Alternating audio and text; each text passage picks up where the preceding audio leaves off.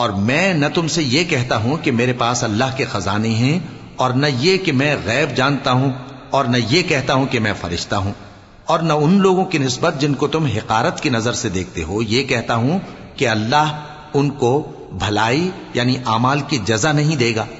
جو ان کے دلوں میں ہے اسے اللہ خوب جانتا ہے۔ اگر میں ایسا کہوں تو بے انصافوں میں ہو جاؤں۔ انہوں نے کہا کہ نوح، تم نے ہم سے جھگڑا تو کیا اور جھگڑا بھی بہت کیا، اب اگر تم سچے ہو تو جس چیز سے ہمیں ڈراتے ہو وہ ہم پر لا نازل کرو۔ نوح نے کہا کہ اس عذاب کو تو اللہ ہی چاہے گا تو نازل کرے گا، اور تم اللہ کو کسی طرح ہرا نہیں سکتے۔ اور اگر میں یہ چاہوں کہ تمہاری خیر خواہی کروں اور اللہ یہ چاہے کہ تمہیں گمراہ رہنے دے تو میری خیر خواہی تم کو کچھ فائدہ نہیں دے سکتی۔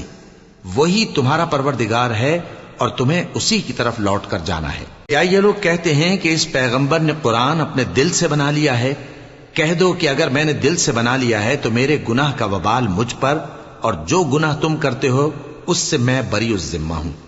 اور نوح کی طرف وحی کی گئی کہ تمہاری قوم میں جو لوگ ایمان لا چکے ان کے سوا اور کوئی ایمان نہیں لائے گا، تو جو کام یہ کر رہے ہیں ان کی وجہ سے غم نہ کھاؤ، اور ایک کشتی ہمارے حکم سے ہمارے سامنے بناؤ، اور جو لوگ ظالم ہیں ان کے بارے میں مجھ سے کچھ نہ کہنا، کیونکہ وہ ضرور غرق کر دیے جائیں گے۔ اور نوح نے کشتی بنانا شروع کر دی، اور جب ان کی قوم کے سردار ان کے پاس سے گزرتے تو ان سے تمسخر کرتے۔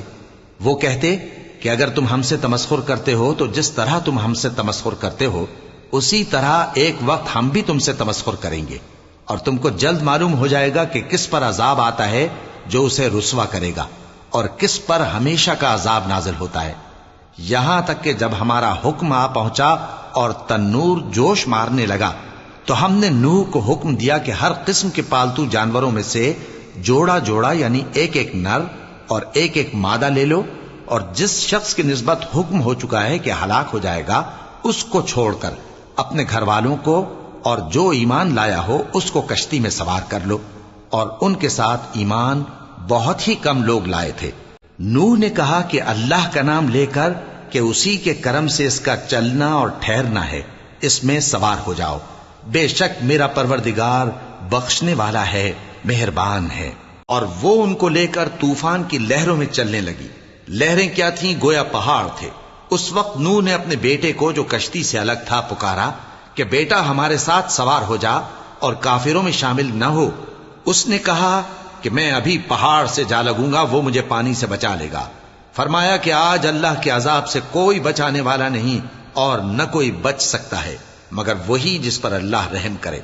اتنے میں دونوں کے درمیان لہر حائل ہو گئی اور وہ ڈوب کر رہ گیا، اور حکم دیا گیا کہ اے زمین اپنا پانی نگل جا، اور اے آسمان تھم جا، اور پانی خشک ہو گیا اور کام تمام کر دیا گیا، اور کشتی کوہ جودی پر جا ٹھہری، اور کہہ دیا گیا کہ بے انصاف لوگوں پر لعنت۔ اور نوح نے اپنے پروردگار کو پکارا اور کہا کہ پروردگار، میرا بیٹا بھی میرے گھر والوں میں ہے، تو اس کو بھی نجات دے، تیرا وعدہ سچا ہے اور تو بہترین حاکم ہے۔